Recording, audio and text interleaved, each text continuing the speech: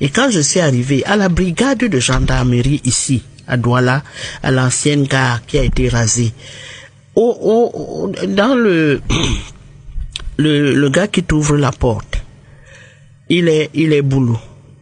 Les gars qui font les enquêtes, ils sont boulot. Je le sais parce que je parle leur langue. Tout à fait. Le patron des enquêteurs est boulot. Quand tout le monde me dit que non, on peut pas les laisser, aller voir le président, le chef de la brigade. J'arrive chez le chef de la brigade, il est boulot. Et il me dit qu'il ne peut pas les lâcher, il faut que j'aille voir le collégion.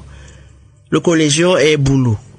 J'ai dit que mais on n'est plus au Cameroun. On est où là? On est où?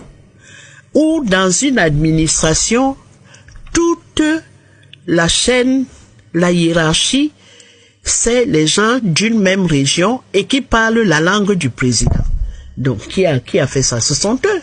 On dit par exemple que c'est Maurice Kamto qui a commencé le tribalisme, qui a relancé le tribalisme en ayant parlé devant le Conseil constitutionnel, en posant la question de savoir s'il y a un concours pour passer pour être boulot et qu'il ferait cela. On s'est appuyé dessus pour dire que c'est lui et son parti politique, que d'aucuns estiment être un parti politique de Bamileke, d'avoir relancé l'affaire du tribalisme. Moi, je sais pas ce que c'est qu'un parti de Bamileke. Je suis à l'UPC, on a eu des maquis à l'ouest, comme on a eu des maquis en Pays-Bassa. Donc, personne ne peut gagner une élection en disant que je suis le parti des Bamileke. Vous allez vous aliéner toute la communauté nationale. Oui. Donc, s'il l'a fait, c'est un peu maladroit. Maintenant, il y a... Kamto n'est pas un homme politique, hein. C'est pas par hasard qu'il n'a pas fait les plateaux, il n'a pas fait des débats, des choses comme ça. Donc il y a des maladresses qu'on ne peut pas, qu'on peut éviter. Maintenant, ceux qui l'ont repris, ils savent pertinemment que c'est ça la réalité. Oui. Vous rendez compte que vous allez à l'extrême nord, toute la direction des impôts, on parle boulot. Vous allez à la CNPS, à Garoua, tout le monde parle au boulot. Et les petits de l'extrême nord, eux, ils vont aller travailler où? Ils vont trouver du travail où? Ils sont obligés de descendre à Douala pour être des gardiens de nuit avec des licences en poche.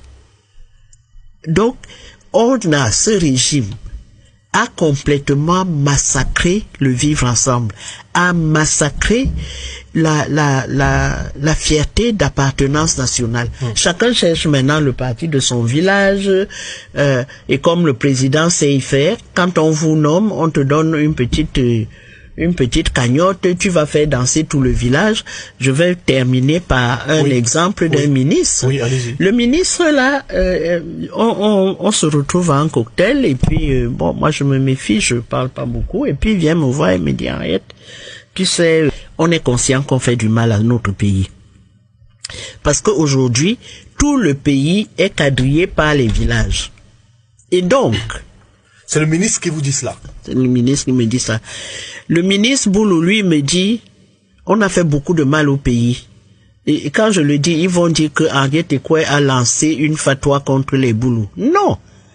Ce sont mes frères. Mais c'est pas la peine de faire un régime où on sélectionne, et c'est pas nous. Les ambassades d'Amérique et de France ont régulièrement mis dans leur rapport que on a une entrée massive à des postes clés des gens de la région du chef de